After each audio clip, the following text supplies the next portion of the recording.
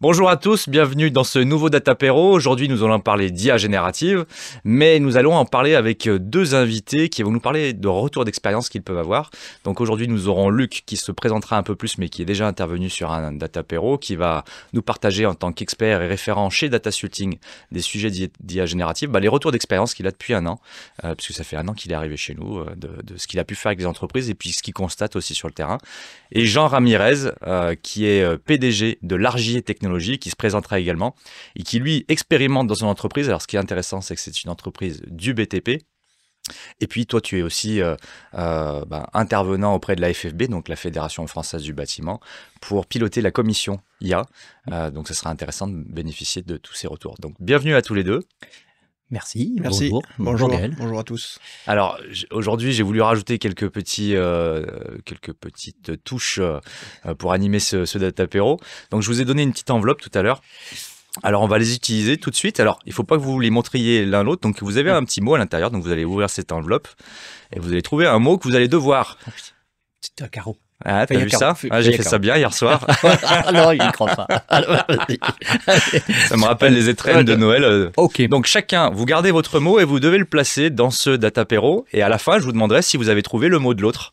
D'accord. Ok. Donc voilà, tout simple, tout bête, mais ça va rajouter un petit peu de fun.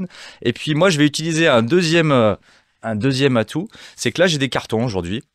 Alors merci à Coralie pour l'atelier pratique pour réaliser ces cartons. Donc j'ai un carton jaune et un carton rouge. Ça c'est si vous avez des mots que je trouve, ce sera moi l'arbitre, que je trouve un petit peu trop complexes à comprendre pour notre audience qui n'est pas forcément acculturée au sujet technologique, etc. Et donc le carton jaune c'est le premier avertissement. Carton rouge, le deuxième. On sort. Et alors, carton rouge, normalement, j'ai des petits bonbons. On verra si je suis sympa ou pas. Et on verra, c'est moi l'arbitre, c'est moi qui décide.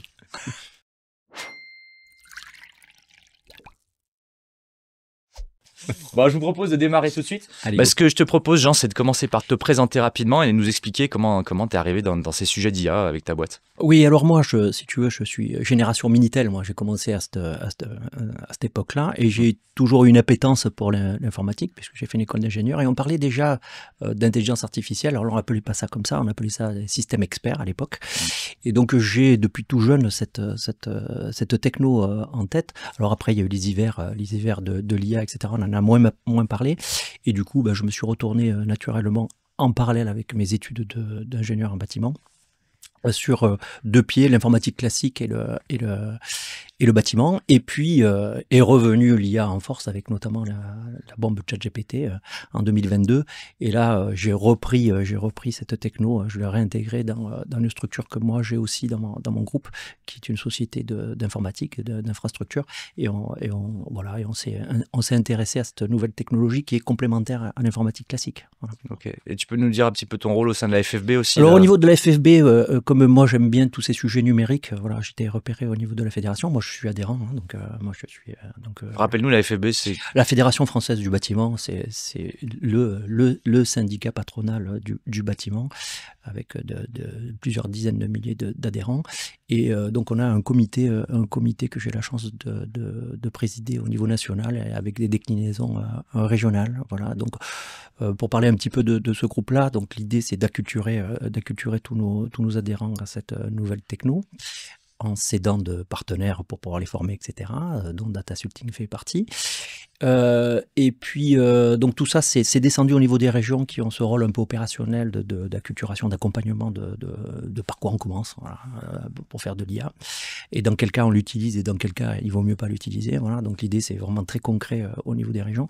Et au niveau national, on essaie de prendre un peu les idées un peu plus générales, un peu voilà, et se questionner sur la réglementation, se questionner sur quel est l'impact de cette nouvelle technologie sur le social, sur l'emploi, et puis aussi comme c'est un outil puissant, voilà, le maîtriser. Et là on vient de mettre on va finir notre charte éthique pour que ça donne un cadre aussi d'utilisation. On y reviendra parce que justement on va aborder. Voilà, donc ça c'est un peu la phase régalienne, je dirais, de la fédération, de réfléchir à ces sujets un peu sociétaux, quoi. Voilà. Ok, super, merci Jean. Luc, en rebond à ce que vient de partager Jean, toi, quel est ton parcours? Bah, tiens, ça m'intéresse de faire ton... C'est pas ton entretien individuel, ne t'inquiète pas. Ton retour sur... C'est un an de parcours avec des entreprises au sein de Datasulting et d'échanges sur des projets, autant des diagnostics que des accompagnements en formation. Oui, bah effectivement, donc moi ça fait un an que j'ai intégré les équipes de Datasulting donc pour renforcer la business unit intelligence artificielle générative, parce que c'est effectivement un sujet qui attire énormément de chefs d'entreprise. En fait, on anticipe un certain nombre de choses au niveau de l'IA générative. On en parle beaucoup et donc il y a un regain d'activité sur cette partie-là. Et on avait besoin de renforcer les équipes. Et donc, ça fait un an effectivement que j'interviens chez Datasulting pour accompagner les entreprises sur à la fois des sujets d'acculturation, et c'est effectivement l'une des premières briques. Quand on a affaire à une technologie qu'on ne connaît pas, il faut évidemment apprendre à la connaître avant de pouvoir l'utiliser. Et c'est malheureusement une étape que beaucoup de monde a malheureusement grillée. On nous a confié ChatGPT, comme le disait Jean Ramirez à l'instant, en novembre 2022, dans un navigateur gratuitement, sans guide d'utilisation, sans rien, en disant juste vous pouvez lui parler, il vous répond. Et beaucoup de gens se sont arrêtés à ça et ne se sont pas posé les questions nécessaires pour anticiper tout ce qui se cache derrière, toutes les problématiques en lien avec la sécurité, par exemple. C'est des sujets qu'on va aborder, je pense, au cours de ce Datapéro. Mais donc, effectivement, beaucoup d'engouement autour de cette technologie, donc une nécessité d'acculturer, et puis effectivement aussi derrière, passer à la pratique, parce qu'il y a énormément de cas d'usage dans lesquels on va pouvoir faire intervenir aujourd'hui ces modèles d'intelligence artificielle générative, notamment sur tout ce qui est en lien avec le traitement du langage naturel. Tu vois, j'ai évité d'utiliser le terme Natural Language Processing pour pas prendre un carton.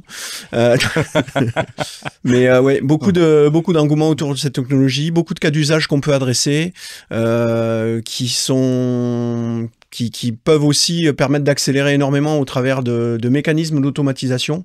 L'automatisation, ça existe depuis très longtemps, mais maintenant on peut y intégrer des nœuds à base d'intelligence artificielle générative pour faire évidemment toute cette problématique de traitement du langage naturel, parce que c'est la façon dont nous, humains, échangeons quand on a besoin de se communiquer des informations, et donc c'est la base de nombreux cas d'usage qu'on va retrouver dans les entreprises. Alors du coup, moi j'ai une question, peut-être avant qu'on déroule sur ces aspects-là. Qu'est-ce qui motive un chef d'entreprise à se lancer dans l'aventure IA?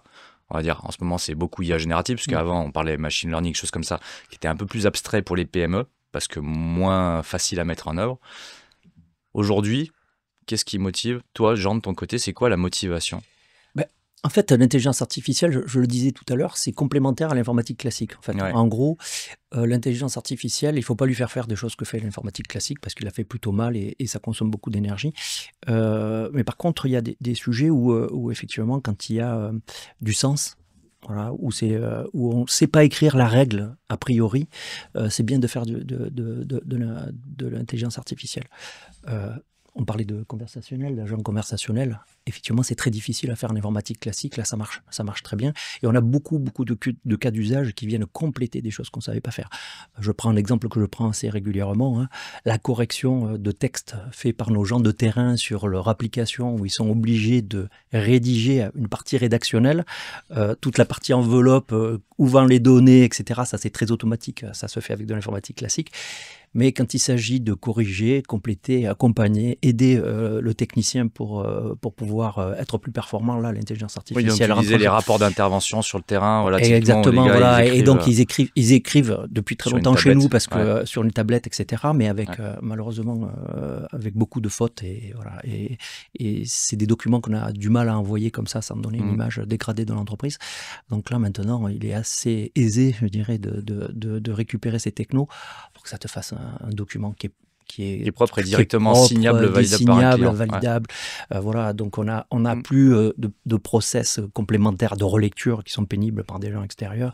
On a l'immédiateté aussi de l'envoi des documents. C'est quand même la tendance aussi de nos clients qui nous demandent un peu à l'Amazon d'avoir la réactivité, le temps réel. Ça reste une demande, une demande prégnante de nos clients. Et puis aussi la partie un peu contractuelle, c'est-à-dire qu'en fait, à partir du moment où j'envoie le document au bureau pour le corriger et le renvoyer, je ne peux pas faire signer le document parce que dans l'intervalle, je l'ai modifié. Donc là, il y a une partie contradictoire, on va le dire comme ça, qui permet de signer, de valider ce que l'on a fait par les clients. Et d'ailleurs, que ça soit du client particulier à l'industriel. Hein, donc là, maintenant, il y a une vraie volonté maintenant de formuler tous les actes chez nos clients. Ok. Du coup, toi, de ton côté, Luc, est-ce que de ce que tu entends de gens, est-ce que c'est quelque chose qui est partagé dans les entreprises? Enfin, qu'est-ce que tu as peut-être comme retour complémentaire ou qui viennent renforcer ce que vient de dire Jean? Effectivement, ce qui pousse les chefs d'entreprise aujourd'hui à se tourner vers l'IA, alors il y a déjà effectivement tout le phénomène de ne pas vouloir rater le train. Il y a énormément d'attention autour de cette technologie. Il y a énormément de fantasmes aussi autour de cette technologie. Et d'ailleurs, le MIT a sorti une étude là, qui disait que 95% des projets IA foiraient, incroyable. Oui, et ça, c'est justement toutes les problématiques de cadrage et en fait, il faut pas hésiter à démystifier ça pour que les chefs d'entreprise sachent à quoi s'attendre quand on lance un projet d'IA. Il y a souvent cette volonté de signer le client sans le décourager. Et malheureusement, nous, heureusement, on fonctionne pas comme ça. Hein. On a cette volonté de vraiment cadrer nos projets pour s'assurer qu'il n'y ait pas de dérive, de manière à éviter de tomber dans les travers qui sont remontés par cette étude du MIT. Mais effectivement, il y a cette volonté de pas passer à côté, de l'impression de se dire les concurrents sont en train de le faire, on va être à la ramasse, on va se faire dépasser, il faut absolument qu'on s'y mette. Donc ça, c'est un premier moteur pour les chefs d'entreprise. Il y a aussi une partie curiosité. Il y a des gens qui s'interrogent et qui ont la bonne approche en commençant par de l'acculturation. Donc le premier moteur, un de ces moteurs, c'est effectivement la montée en compétence sur ces sujets-là, pour savoir ce qu'on peut réellement faire avec. Et puis c'est tout. Ouais. Oui, et puis c'est vrai que ça peut être déceptif, parce qu'en fait, l'idée aussi, c'est qu'il y a la petite musique, l'intelligence artificielle, il y a intelligence, et ça, je pense que c'est une vraie problématique, que ça va régler mes problèmes d'organisation. Waouh, je vais acheter un truc qui dit papa, maman, qui va me régler mes problèmes d'organisation. L'intelligence artificielle ne règle absolument aucun problème. Hein. Il faut partir de l'organisation de l'entreprise. L'intelligence artificielle peut permettre d'ailleurs de questionner ses propres processus. De ce point de vue-là, je pense que c'est intéressant. Et bon, voilà, nous, on a pu travailler avec vous. Et effectivement, ce questionnement est important.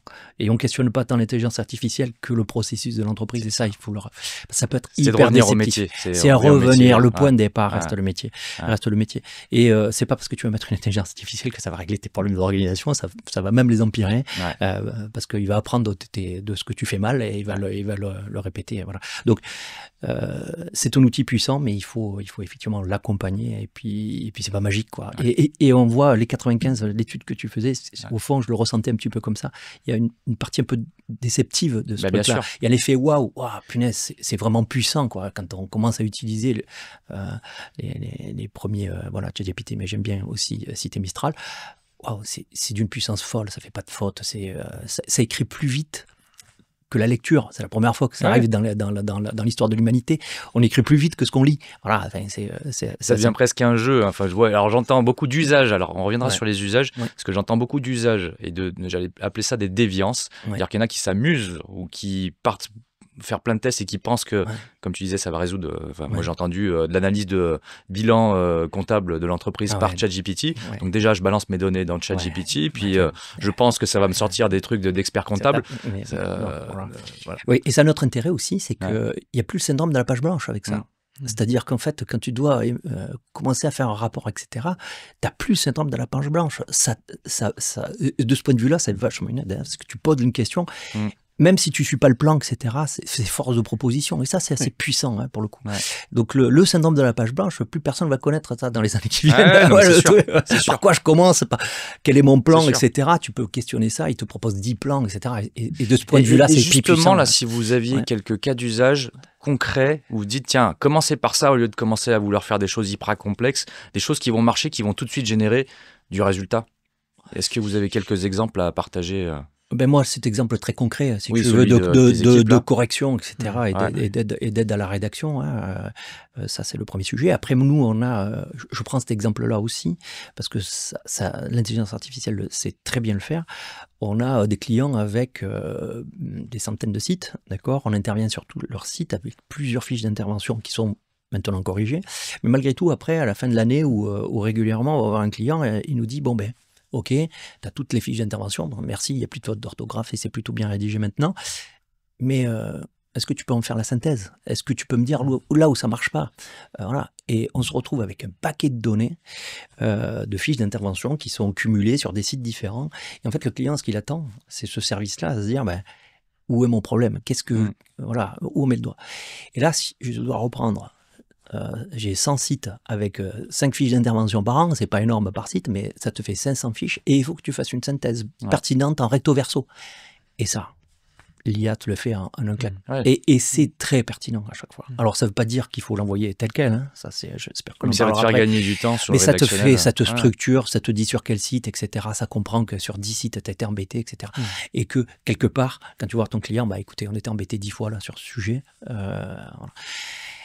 Quand on a plusieurs techniciens, quand c'est multifactoriel, etc., c'est super puissant, quoi. On gagne des jours et des jours. Voilà. Alors, ça ne veut pas dire qu'il ne faut pas le retravailler, l'accompagner et puis le relire. Hein, parce qu'une fois de plus, ça, il faut qu'on en parle aussi. Le contrôle humain est important. Ah, moi, c'est ce qu'on a mis dans notre charte éthique. On en parlait tout à l'heure. C'est-à-dire qu'en fait, moi, il y a, pour en parler un petit peu, nous, ce qu'on a mis dans notre charte éthique, en fait, en gros, l'acte premier doit être humain.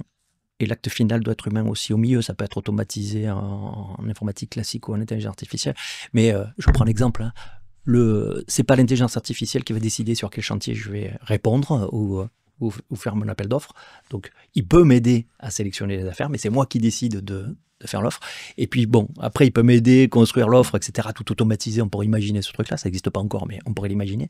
Mais ce qui part au client, ça reste quand même sur la supervision de la personne et complété. C'est très important. Donc, en fait, en gros, l'intention première doit être humaine et le départ doit être humain. Après, au milieu, il peut y avoir des deux, mais au fond, il faut garder ça un petit peu en tête. Quoi, voilà. Ouais, ok, super. Toi, Luc, tu es là-dessus. Effectivement, il y a 3 sujets, moi, qui me viennent en tête et qu'on retrouve quasiment systématiquement chez toutes les entreprises. En tout cas, c'est des sujets par lesquels, moi, je me positionnerai pour commencer, parce que c'est vraiment des sujets qui vont permettre de gagner du temps. Il y a 3 sujets. Donc, il y a tout ce qui est en lien, effectivement, avec le traitement du langage naturel, comme l'a souligné Jean, la reformulation, l'accompagnement sur de la rédaction de contenu pour des dossiers techniques ou autres, des réponses à appel d'offres, etc. Tout ça, on peut utiliser ces modèles-là qui sont des modèles génératifs, donc pour faire de la création de contenu. Ça marche très bien, évidemment. Il y a ensuite tout ce qui est en lien avec l'exploration documentaire. Donc là, on rejoint aussi ce qui a été évoqué par Jean, la possibilité d'aller fouiller dans des documents non structurés. En fait, tout ce qu'exposait Jean concernant l'analyse de ces rapports, jusqu'à présent, on pouvait le faire en structurant correctement la donnée pour la saisir dans des bases de données et ensuite faire de la data vise classique pour pouvoir sortir de la visualisation de données. Donc, c'est des tableaux de bord qui nous permettent de relever des indicateurs qui permettent d'identifier un certain nombre d'actions à prendre. Et ça, effectivement, on pouvait le faire avec de la donnée classique. Mais aujourd'hui, force est de constater que nous, humains, on crée plus facilement des documents dits non structurés. Donc, des PDF, des Word, des Excel. C'est comme ça qu'on échange des documents, qu'on crée des rapports.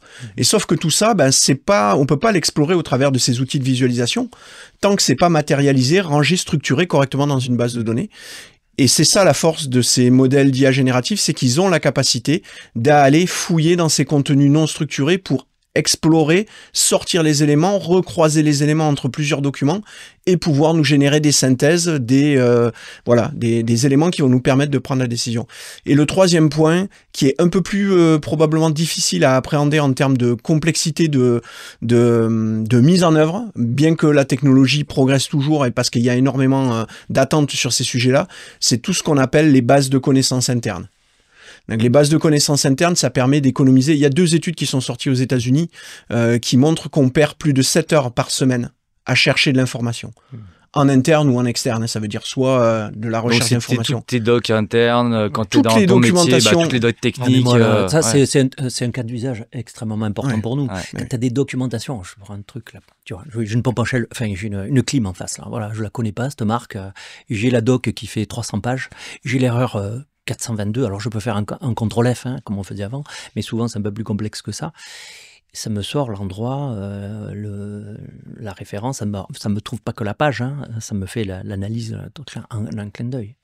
Donc ça, c'est effectivement d'une puissance folle pour le coup. Les bases de connaissances. Et ça s'applique sur plein de sujets, effectivement. Ça peut être soit de l'assistance technique pour des technico-commerciaux, ça peut être de l'assistance, donc un chatbot conversationnel qui va répondre à des questions pour un utilisateur sur une problématique en lien avec un produit qu'on commercialise.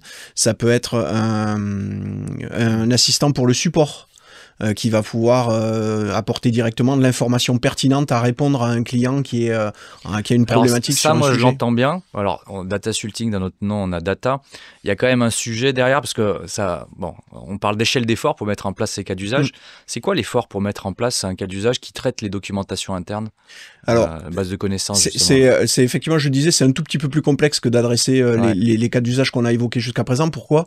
Parce que tout ce dont on a parlé au préalable, donc l'analyse documentaire, la génération de contenu, on va trouver des outils aujourd'hui qui fonctionnent, qui sont directement accessibles et qu'on va payer au travers d'un abonnement. Des solutions, je vais prendre un carton, mais ça s'appelle des RAG. Donc c'est des bases de connaissances. C'est des bases de connaissances, mais effectivement, la technologie, c'est ce qu'on appelle un RAG.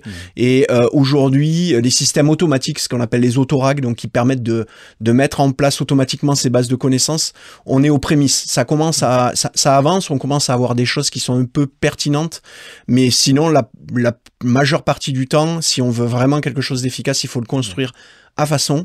Et donc, il y a RAG, c'est 3 lettres, et il y a 3 briques à construire pour pouvoir obtenir un système fonctionnel. En moyenne, on est c'est des projets qui tournent qui démarrent à 15 000 € en moyenne.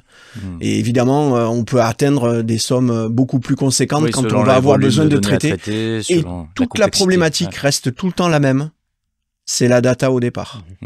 La data, on peut pas faire d'IA sans data, et cette data, c'est le cœur de la qualité de la réponse. Si vos données sont mal qualifiées, vous mettez pas typiquement, en fait, il y a des choses très simples. Vous donnez 2 versions d'un document. Une version à jour et une version qui est antérieure, qui est pas à jour. Vous demandez à une IA, vous posez une question, la réponse se trouve dans les 2 documents. Comment il fait pour choisir? Lui, il sait pas.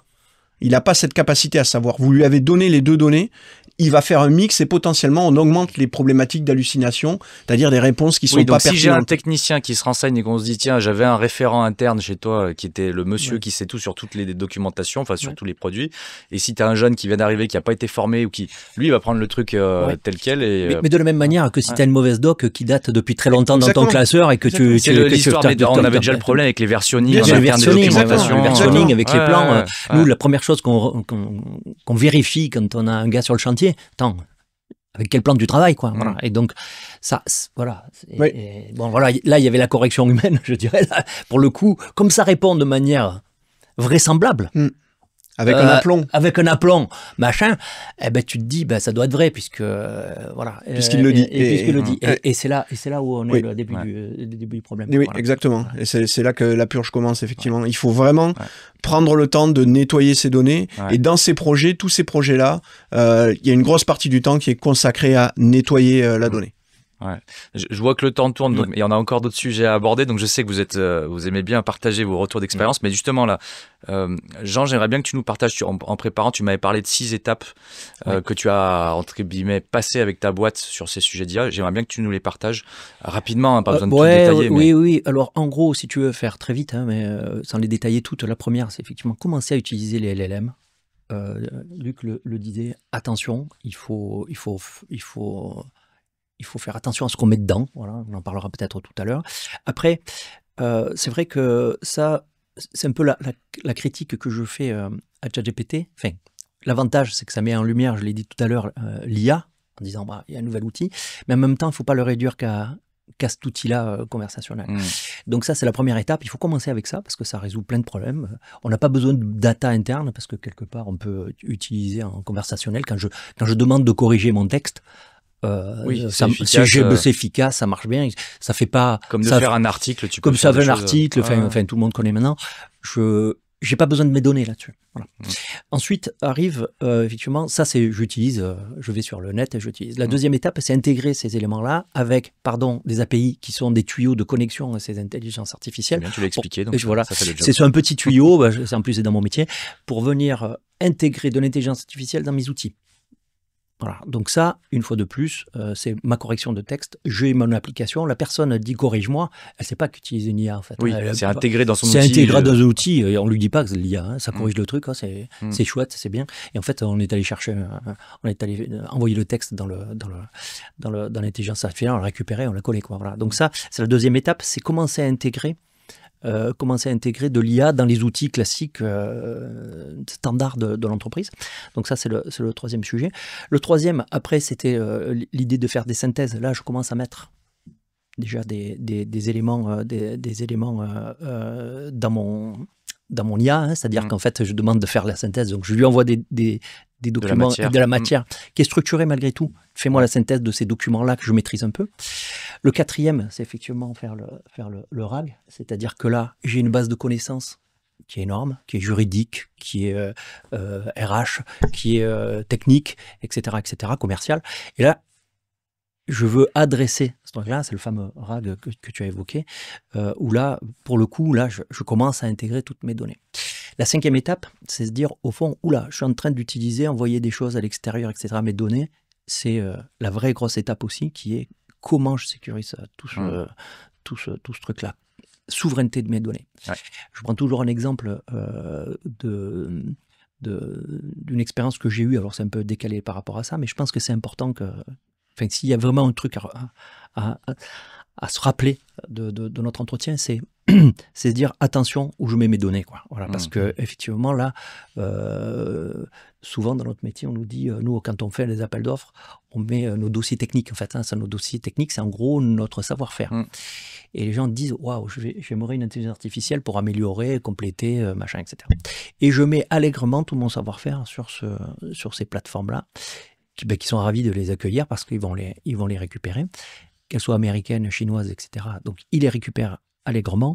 Et en gros, on est en train de nourrir la bête qui va nous dévorer après parce que la personne qui va arriver va bénéficier de la collectivité en donnant tous nos savoir-faire pour gérer son propre dossier technique qu'il n'aura pas, alors qu'on aura mis, moi j'ai peut-être mis 10 ans à le rédiger ce truc-là.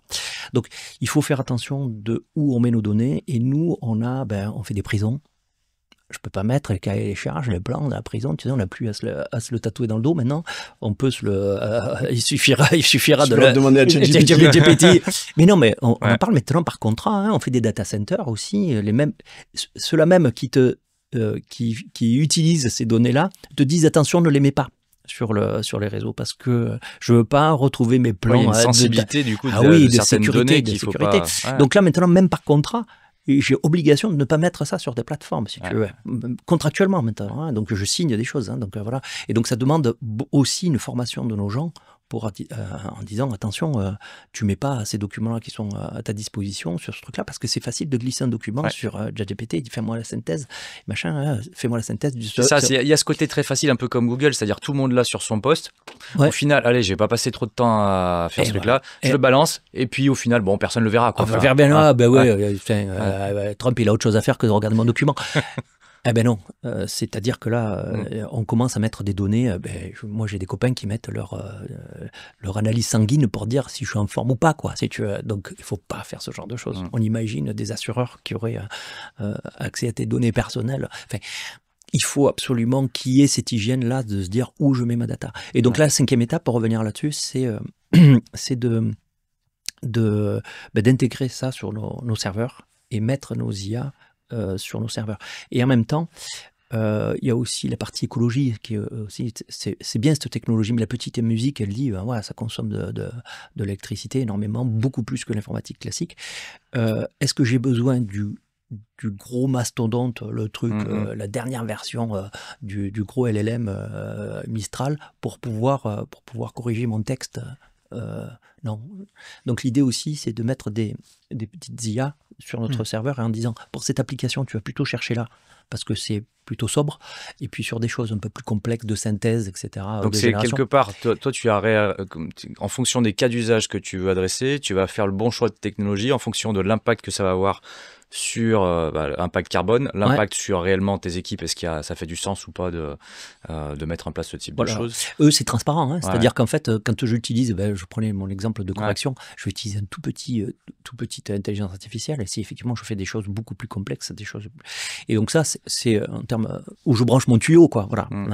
Et puis après, on a une vraie problématique. Alors, je sais pas si Luc a des infos là-dessus. Moi, à chaque fois que je questionne mon fournisseur de serveurs, hein, puisqu'on est externalisé, même si c'est les nôtres, on est à l'extérieur, j'ai toujours une problématique de combien coûte l'instance. Enfin, ma question, je ne sais jamais, et à chaque fois que je pose des questions, j'ai rencontré énormément d'entreprises, à chaque fois, est-ce que tu sais mesurer avec exactitude ce que tout te coûte en électricité, ta demande? Moi, ce que j'aimerais à chaque fois qu'on fait une demande, ton impact carbone a été ça, quoi. Donc la prochaine fois, ce truc-là, j'aurais pu le faire sur un moteur de recherche plus classique, parce que ça consomme 10 à 20 fois moins. C'est vrai que de conscientiser, alors je ne sais pas si le terme est adapté, mais arriver à chaque fois qu'on fait quelque chose, se dire, tiens, quel impact ça va avoir. Quel impact c'est très difficile. C'est très difficile d'avoir ces données. On le voit au travers des études que les providers, donc les fournisseurs de modèles d'intelligence artificielle, essayent de jouer le jeu de la transparence. Il y a 2 études qui sont sorties. Mistral AI donc, a fait le premier pas en publiant le coût d'entraînement de ces modèles. Derrière, ça a été emboîté par Google qui a publié pour Gemini, enfin pour une partie des modèles de Gemini. C'est très difficile de savoir réellement quel est l'impact. Il y a beaucoup de chiffres qui circulent sur le coût de génération d'une image, etc. C'est très difficile de savoir. Et puis ça va mais par contre, je pense que sans aller jusqu'au gramme près de CO2 consommé, juste faire comprendre aux gens que c'est pas neutre. En fait, la grosse problématique, encore une fois, je reviens sur ce que j'ai dit tout à l'heure, hein, on nous a mis ces outils à disposition gratuitement au travers d'un navigateur. Pour les gens, la majorité des gens, ça a autant d'impact que d'utiliser Google. C'est ça. Alors que c'est pas vrai, ça n'a rien à voir. Je finis ma 6e étape pour répondre complètement à ta question. Et c'est là où on commence à être dans le dur. C'est-à-dire que moi, mon rêve, c'est effectivement que je reçois un appel d'offres le fameux appel d'offres magique. Et puis, tu fais lire tes documents comme le ferait un technicien. Et tu sais quoi, il va te remplir ton devis. Et ça, là, c'est une échelle autre. On n'est pas arrivé pour le moment, hein, donc on ne désespère pas, mais ça reste un très très gros projet. Voilà. Donc ce que je veux dire par là, c'est que tout n'est pas facile. Voilà. Et classiquement, je dirais que c'est pour ça mes 6 étapes, souvent quand je les présente, je me présente des petits cercles, c'est-à-dire que c'est des petits investissements, mais qui sont à la marge en termes de rentabilité. Effectivement, après, pour avoir de gros... des gros sujets qui ont beaucoup d'impact. Il faut aussi... Alors, il peut y avoir des petites choses qui font gagner du temps, hein, mais moi, je vous le dis, qui veut l'entendre, moi, c'est 200 000 € l'acte de chiffrage. Et je n'ai rien produit, je n'ai pas posé un tuyau, quoi. D'accord. Donc, ça, tu parles en ressources humaines. En ressources humaines, le temps pour chiffrer le truc, hein, c'est-à-dire mes affaires, c'est colossal en termes d'investissement. Donc, je préférerais que mes techniciens, etc., fassent des choses plus opérationnelles pour mes clients in fine, hein, puisque ce qu'achète un client, c'est un confort, c'est du matériel, etc. C'est pas le fait de faire le devis, quoi. Voilà. Il en a besoin, mais le temps à passer à faire le devis. Donc, il est essentiel, mais voilà, si on peut réduire ce temps-là, et les techniciens, ce sont des techniciens qui pourront faire autre chose. Donc là, ça demande aussi beaucoup de temps, parfois. Voilà. Donc là, on est dans la 6e étape où effectivement, il faut beaucoup investir et ça peut être déceptif, mais en même temps c'est jamais c'est pour ça que moi j'ai poussé on a bénéficié du Booster IA pour nous accompagner sur ces sujets-là, et quelque part ça nous enlève un poids de dire si on n'y arrive pas, ça va représenter. Oui, c'est parce que quelque part l'apprentissage qu'on a, c'est de se dire il faut tester dans tous les cas. C'est pas des solutions magiques. C'est pas magique. Et il faut faire du sur-mesure, c'est-à-dire qu'il faut avancer, passer par itération. Donc parce que ma manière de chiffrer n'est pas la même que mon copain, etc. Et notre outil de saisie n'est pas le même. Et voilà. Et donc voilà, il y a ce travail-là qui est important, et en même temps ça questionne les données, etc. C'est jamais perdu, en fait. C'est jamais perdu parce que on grandit. On grandit, c'est ça. Justement, on connaît les limites. Sur ce côté, alors juste pour votre information, on a un peu débordé sur le temps, donc là voilà, on fait de l'extra time. Toi, Luc, sur les déceptions justement, toi, c'est quoi ton retour d'expérience? En fait, Jean a bien résumé le process, c'est commencer petit. Commencer par des sujets, des choses qui vont ramener rapidement quelque chose. Ce qui est souvent déceptif avec l'IA, c'est effectivement l'image qu'on en projette. Ouais. On se dit, notamment moi, Jeska qui revient régulièrement, hein, tout le monde a envie d'avoir un assistant qui permet de faire de la veille technologique, de la veille commerciale, de la veille concurrentielle, de la veille réglementaire. Tous ces sujets de veille où on passe beaucoup de temps à essayer de collecter de l'information, de la synthétiser pour avoir un rapport... Ça, c'est extrêmement chronophage et il y a quasiment zéro valeur ajoutée en termes d'intelligence humaine pour faire ces sujets-là. Le fantasme, c'est j'ai un modèle d'IA qui a entraîné un assistant IA qui va se balader sur Internet pour collecter l'information et me la synthétiser et me la renvoyer. Ça marche pas du tout comme ça. La plupart des gens abordent ça comme ça en se disant ah non mais j'ai vu que avec ChatGPT je pouvais faire du deep research. Je sais pas trop ce que ça veut dire, mais en tout cas, ça a l'air prometteur et ça va chercher de l'information partout. Les gens connaissent pas du tout, ne savent pas du tout comment ça fonctionne et ça répond absolument pas à ces problématiques ou en tout cas très partiellement. C'est pas du tout comme ça que ça marche. Donc la première partie, c'est effectivement démystifier, faire comprendre aux gens ce que ça peut réellement faire. Et pour ça, effectivement, la première étape, c'est de l'acculturation, c'est démarrer petit avec des petits sujets pour comprendre. Il faut pas oublier que ces technologies, c'est novembre 2022 pour la majeure partie des gens, en fait. C'était il y a 3 ans. Ouais. Il y a 3 ans, on a très très peu de recul sur tout ça. Notamment aussi, hein, pour revenir sur ce que disait Jean, sur les problématiques en lien avec la partie réglementaire, la sécurité des données, les problématiques en lien avec le RGPD. Aujourd'hui, tout le monde se dit, non mais c'est pas grave, si je mets des données personnelles, qui va savoir que j'ai mis ça dans une IA? La justice, elle est très très lente. Le jour où ça va se réveiller, il y a des gens qui auront des surprises. Il faut faire extrêmement attention avec ce que vous faites avec vos données, notamment au-delà des problématiques de confidentialité. Donc, est-ce que je mets des données qui mettent en danger mon activité? Oui, des notions de sécurité. Mais est-ce que je mets aussi des données qui sont des données personnelles? Et dans ce cas-là, effectivement, je peux m'exposer à des problématiques si les outils que j'utilise ne sont pas conformes à la réglementation sur le traitement des données personnelles. Donc, il y a tous ces sujets. C'est bien qu'on en ait d'ailleurs. Oui, que de la réglementation. Mais bien sûr. Parce que ça, c'est aussi un positionnement qu'on a. C'est que c'est le Far West quand même. Entre les États-Unis et la Chine, c'est le Far West. Et c'est pour ça que tu avais parlé de Chartia. Oui, donc, effectivement, dans les chartes, il y a les aspects réglementaires, il y a les aspects éthiques dans l'entreprise. On n'aura pas le temps de développer ce sujet-là, mais je pense que ça peut être un sujet à part entière. J'avais un sujet sur la souveraineté aussi, parce que c'est des enjeux aussi majeurs, et notamment en France, on en parle quand même beaucoup. On en parle, mais après, dans les faits, j'entends beaucoup parler de formation à ChatGPT. Donc, il faut se rendre à l'évidence, c'est ChatGPT Copilot dans les entreprises. Donc, il y a les aspects hébergement et puis les aspects modèle. Donc ça, et on peut faire beaucoup de choses avec ces deux outils-là, mais il faut savoir quels sont les risques qu'on prend à la fois pour les données et pour le traitement des données personnelles. Et les deux, d'ailleurs, ne sont pas du tout au même niveau. Copilot, on est dans des environnements Microsoft qui peuvent garantir la sécurité des données, la confidentialité et le côté RGPD parce qu'ils sont en mesure d'assurer l'hébergement des données sur des serveurs en Europe. Côté ChatGPT, c'est très compliqué. Ils ne peuvent pas garantir l'hébergement des données sur des serveurs en Europe. Donc il y a des vrais sujets à adresser de ce côté-là. Et pour autant, effectivement, derrière, on va trouver des acteurs en Europe qui pourront nous garantir ces sujets-là. Il y a Mistral AI, Google AI aussi, au travers de Gemini, peut garantir le respect de la RGPD. Donc on a des vraies possibilités, des alternatives qui existent et qui sont en termes d'efficacité tout aussi performantes. Pour 90% des cas d'usage, comme le disait Jean, aujourd'hui on utilise un bazooka pour tuer un moustique. Quand vous utilisez ChatGPT, le modèle 5, Reasoning ou autre, pour corriger les fautes dans votre mail que vous avez apprêté à envoyer, c'est dément en fait. Un tout petit modèle de langage ou en tout cas un Mistral Small ou autre serait tout à fait en mesure de faire le travail pour une consommation énergétique moindre et en complet respect de toutes les règles de sécurité à la fois pour c'est le fameux livre blanc dont j'ai besoin pour quel outil, pour quel cas d'usage.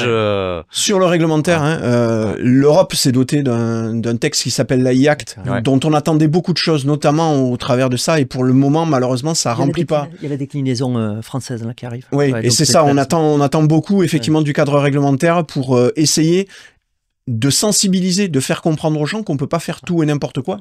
Sur la fédération, on va travailler ça pour que ça soit compréhensible par tout le monde. Je vous propose qu'on termine cet échange et là, c'est plus par des conseils ou des recommandations que vous feriez. J'ai pas eu de jaune, t'as remarqué, j'ai pas eu de jaune. Mais parce que moi, je joue propre, moi. J'ai été vachement bien. Je joue propre pour moi. J'ai été vachement bienveillant. C'est l'arbitre. Vous avez un arbitre qui est super sympa quand même. J'ai payé l'arbitre. Non, je voulais pour conclure un peu, mais avec ce que vous avez envie de partager et de manière honnête honnête et franche ce que vous aimeriez partager à l'audience, parce que moi aujourd'hui j'entends quand même beaucoup de gens un peu perdus avec tout ça, notamment des chefs d'entreprise et beaucoup de PME en fait, parce que les PME ils se disent voilà, comme tout à l'heure on disait faut pas rater le train, etc. Bah, ça veut dire quoi pas rater le train Par quoi je commence en fait? Par quoi je commence? Qu'est-ce que je fais concrètement? Enfin moi, en gros, ça fera un petit peu la synthèse de ce que j'ai dit, c'est que c'est pas un outil magique, c'est pas un outil anodin quand même. Voilà. Donc déjà il faut déjà avoir ce truc-là. C'est commencer petit, comme on a dit, et puis grandir comme les étapes. C'est pour ça que moi j'aime bien présenter les étapes. Commencer par un LLM, avec Mistral AI, c'est ce qu'on pousse. Et puis après c'est se faire aider. C'est-à-dire qu'en fait, il faut commencer à se faire aider. Il y a eu tout plein de dispositifs. Alors maintenant, ils sont un peu moins intéressants qu'il y a quelques années, le booster IA, etc. Ouais, c'est comme ça qu'on s'est connus d'ailleurs. Il y a ça. Il y a maintenant une nouvelle, d'ailleurs, la fédération, on est une des rares filières, et tu l'es toi aussi, on est ambassadeur IA. Ouais. Donc on est considéré comme la porte d'entrée pour les entreprises aussi pour réfléchir à ces sujets, ou en tout cas qu'on fasse les passe-plats et pour qu'on pousse ça. Donc nous, on a beaucoup bossé là-dessus pour être la porte d'entrée de tous nos adhérents, pour pouvoir après les aider et s'aider de partenaires extérieurs. Voilà. Donc en gros, l'idée, c'est pas fantasmer, ne pas en avoir peur, mais se former. C'est ça, c'est y aller pas à pas. Et pas à pas. Et puis comme on a parlé de souveraineté et d'outils puissants, je pense que c'est pas un outil qu'on doit remettre uniquement chez les DSI, c'est-à-dire au service informatique.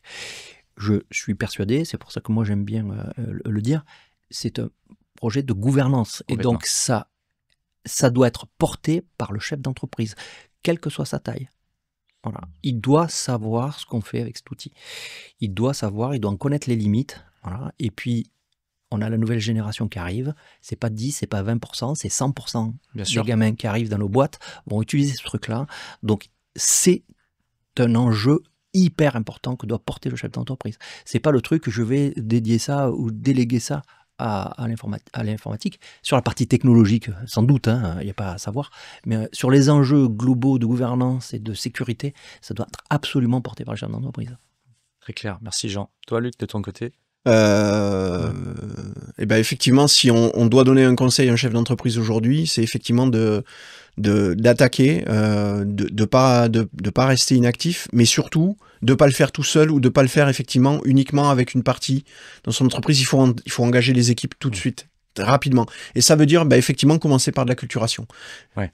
C'est le maître mot, hein. Comprendre en fait, ce qu'on peut faire. C'est ça, en fait, pour que les métiers s'emparent s'emparent de cette technologie et puissent identifier les cas d'usage dans lesquels c'est pertinent. Ouais. Et après, éventuellement, effectivement, se faire accompagner pour la réalisation de ces cas d'usage si on n'est pas en capacité.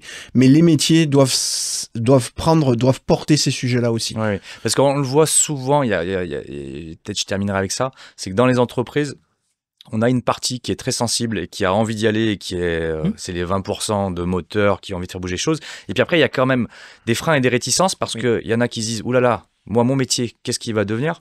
Donc, il y a quand même ces enjeux de comment je me projette, moi, dans cet univers. Moi, l'IA, c'est pas mon quotidien, j'ai pas envie d'en faire un truc. Donc, il y a tout ce côté démystifier un peu.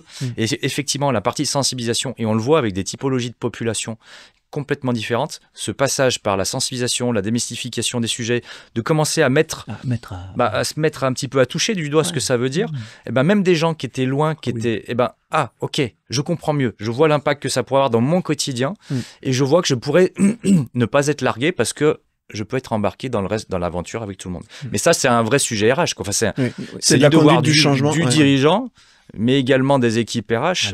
Toute l'entreprise doit être embarquée, en fait. Comme tout projet de changement, de conduite de changement. Si tu n'embarques pas tout le monde, tu fais rien. Complètement. Bon, en tout cas, voilà, on a pu faire un grand tour du sujet. On n'a pas eu le temps de tout aborder en détail, et on aura peut-être l'occasion de refaire un datapéro. C'est surtout Luc. Il faudra qu'on fasse un vrai datapéro un soir. Un vrai avec l'apéro, parce qu'en fait, il n'y a même pas de cacahuètes, c'est une arnaque, ce truc. Venez pas, c'est une arnaque. Venez pas, c'est une arnaque. Tu veux goûter un bonbon épicé, non, ça te dit? Non, merci. Bon, en tout cas, merci à tous les deux. C'était très chouette d'avoir cet échange avec vous, et puis j'espère que ça va aider nos auditeurs à y voir encore un petit peu plus clair sur ces sujets d'IA générative dans les entreprises. Merci et à bientôt. Au revoir.